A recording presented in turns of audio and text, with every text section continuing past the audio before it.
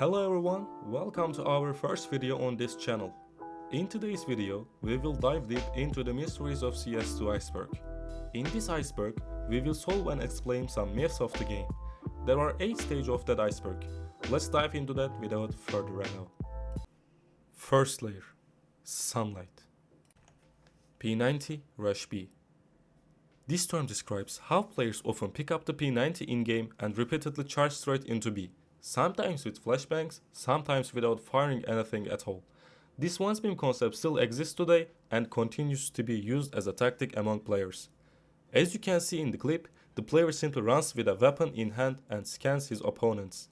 This tactic is among the most effective, albeit less skill-intensive tactics in the game. CSGO Overwatch. In previous years, with Danger Zone update when CSGO was available, not CS2, players could monitor reported players.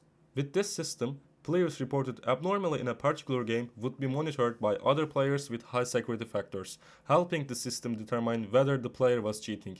Let's watch a few videos about this to explain it better. Big toggle, the big bunny hop everywhere. And the spin, oh, the salmon. I called it. Didn't I call it? I said salmon's cheating. Salmon's toggled on. There was definitely more than one cheater in the game. Salmon was 100% cheating too. And this guy definitely had walls. So I'm going to say insufficient evidence to the aim assist. Evidence beyond a reasonable doubt to the vision. And then insufficient to the rest. And hopefully he gets out of the game. CSGO free-to-play controversy. In previous years, up until December 2018, you had to pay to play CSGO. Nowadays, even though the game is free, you have to pay for the premium upgrade, but you can still access the game for free. But before December 2018, you couldn't access the game for free at all. Nicknames for map positions. In the game, certain players' names are used for certain areas on maps. For example, although not currently in the game, there are sections named Shroud and NBK on the cache map.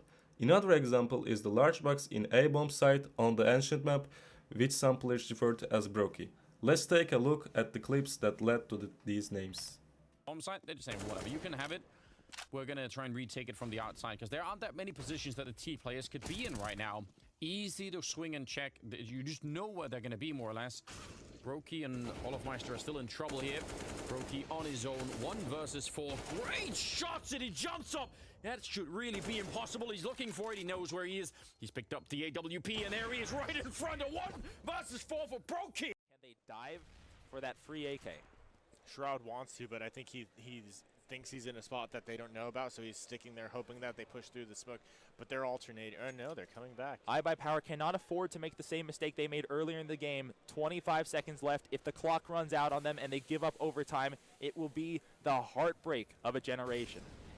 Molotov's in, set piece out. Shroud has let them all pass. 1, 2, 3! Oh, Jesus, the last one alive! Oh, they just tied it! They're going into overtime! Oh my god, huge play by Shroud right there. Second layer, surface.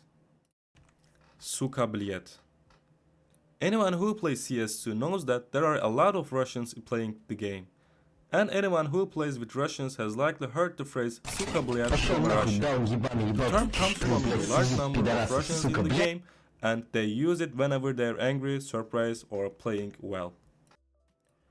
By the way, have you ever heard this sound before?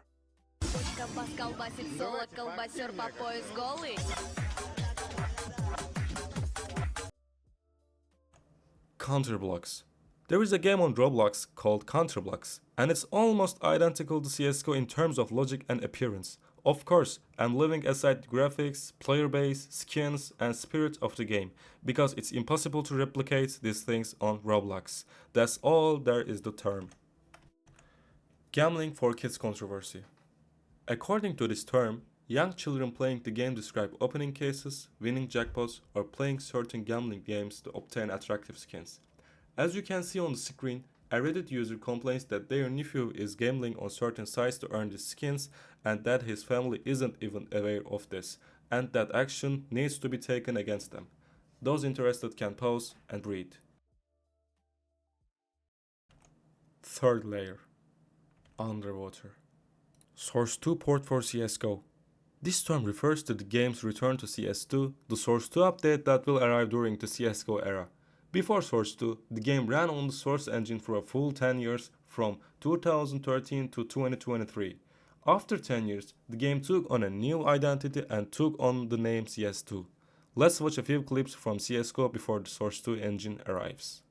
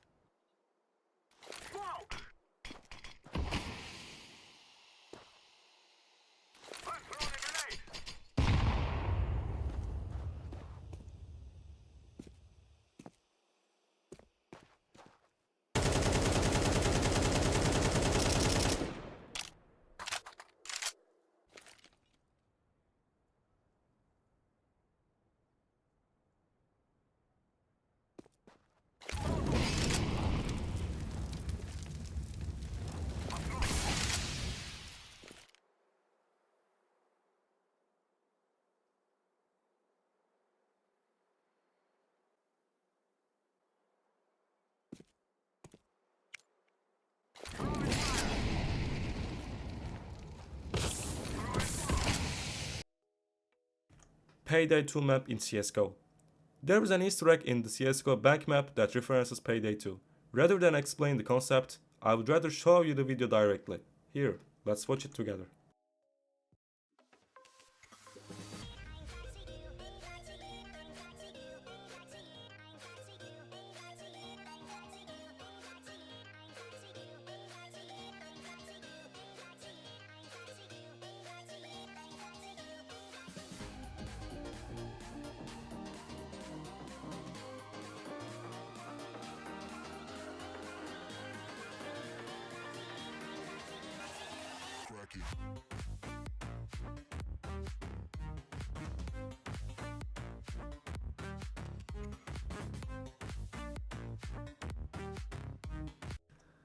The R8 Revolver Day.